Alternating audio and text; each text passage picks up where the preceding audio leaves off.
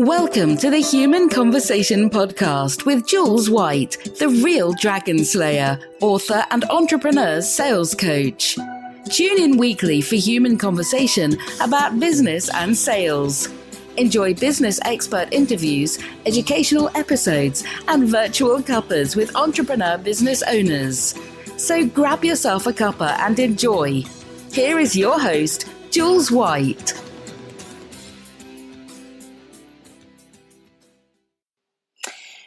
So welcome to the Human Conversation, and today's episode is a solo episode with just me, Jules White. I want to put a bit of perspective into this really, because if you're listening to this in a year or even 2 years' time, you'll probably need to know where we're at today. And today this is the pandemic. This is the pandemic that we're in. And we're still in isolation to a big degree, albeit that this is starting to be relaxed. And I wanted to just talk about something that we've had going on in the UK. So again, international listeners, you might be quite interested in what we've been doing every week in the UK. And I think some of the other countries have been doing something similar. But basically, we have been clapping for our carers. But I want to just tell you more about that. This is a blog I've written, so I kind of thought it would be really good to get it into a podcast episode. So this episode is called When We All Stop Clapping, because this has been something that I've been thinking about. So the campaign Clap for Our Carers, it first started in the UK on Thursday the 26th of March. Hundreds of thousands of Brits have stood together, metaphorically speaking, of course, and have clapped in support of the NHS. And then, of course, that has developed into a weekly event whereby people show their support for key workers across the board in this pandemic. It's a heartwarming and connecting experience. And just so you know, right now it's still going on. It's wonderful to stand on my doorstep and clap together with my neighbours. And when I listen intently, I can hear the echo of the claps coming from even more streets beyond my own. Over the weeks, we have heard fireworks and pans banging and horns being sounded and even cheering. There is something really special in the feeling of people coming together, connecting, and showing their honest appreciation for the key workers who are keeping this country going, quite literally. The connection with the community. Well, I can honestly say, I have spoken more to my neighbours across the drive on a Thursday evening than I have in over 3 years. I now know their names, their children's names, and we have connected on Facebook of all places. Out of a really scary and terribly sad times have come great joy and togetherness. Within this time, I have become a non-executive director for a company called Ellis Mental Health Support. And this came about really from a conversation with their CEO, Jon Manning. You must follow him on LinkedIn just to see all of the amazing work that this company are doing. He's a very clever and inspiring guy, and we had a conversation whereby he just said, Jules, why don't we have a conversation about you coming along and being a non-exec director, sitting on the board? I know that you can bring us great value. So I have been working with Jon for the last 4 weeks, and it has been really wonderful to be part of that team on the board. And he'd been chatting to me for a few weeks before the pandemic.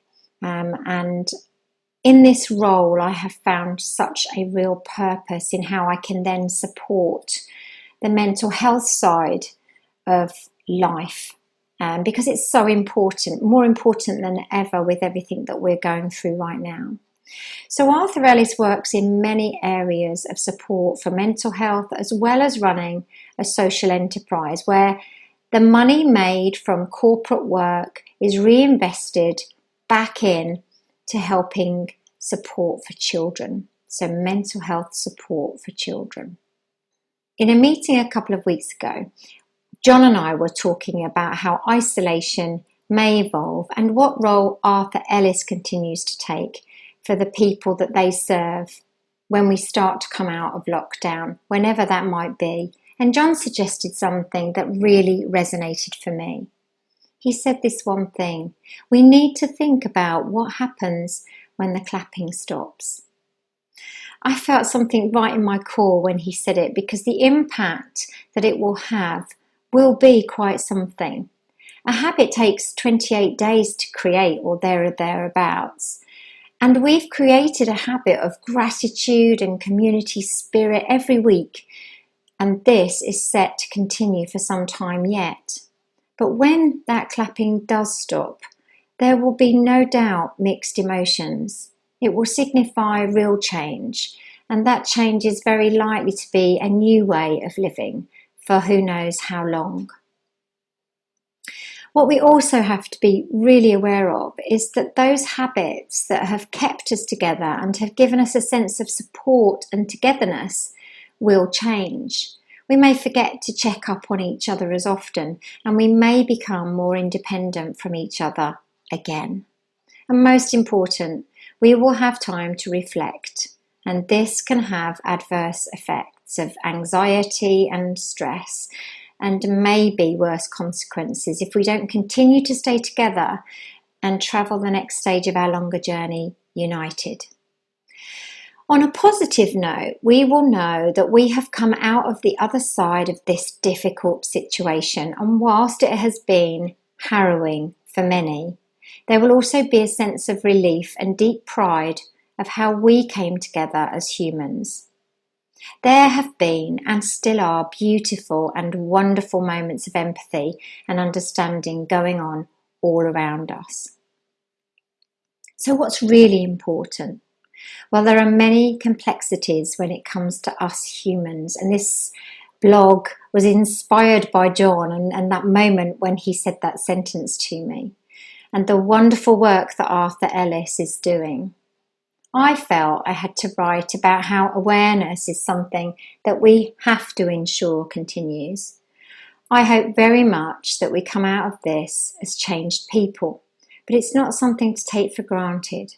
We can easily fall back into old habits, and some very likely will. I do believe with really focused awareness that we can make sure we keep some of our new and really valuable habits that we have formed. I know that we won't clap every week forever, but there are some things we really can continue to do. And my hope is that we carry on talking to our neighbours, checking in on the older members of the community. I hope we remain kind to each other, appreciating our key workers and how important they are.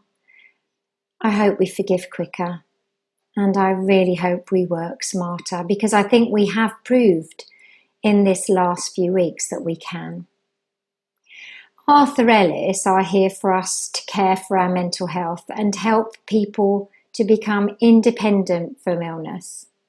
Their support will continue with corporate programs and well-being webinars, online training, assessments, support guides, and obviously their social enterprise to support children. It's important that we talk about what we can all do together to continue that gratitude and the support and the hope, because one thing is for sure, at some point the clapping will stop.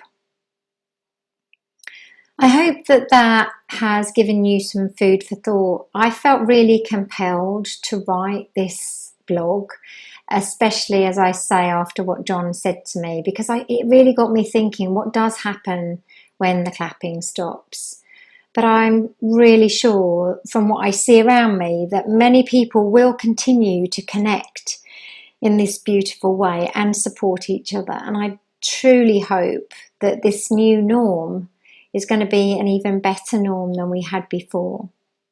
Only today I was on a round table forum online, and the question came up, what is the new norm going to look like? What is it? How is it going to be?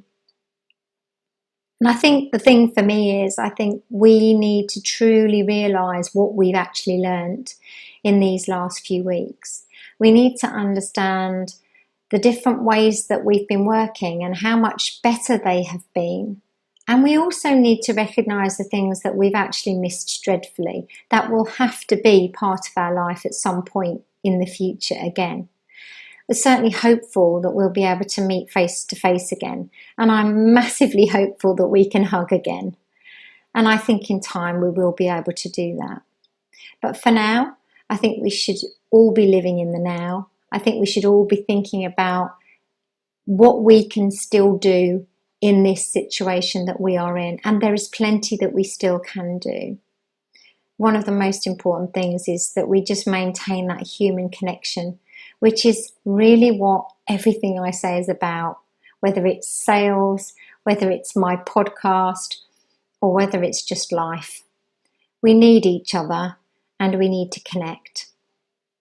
I hope you have a wonderful week, and I hope you will tune in to my next episode of The Human Conversation, where I will have a guest with me.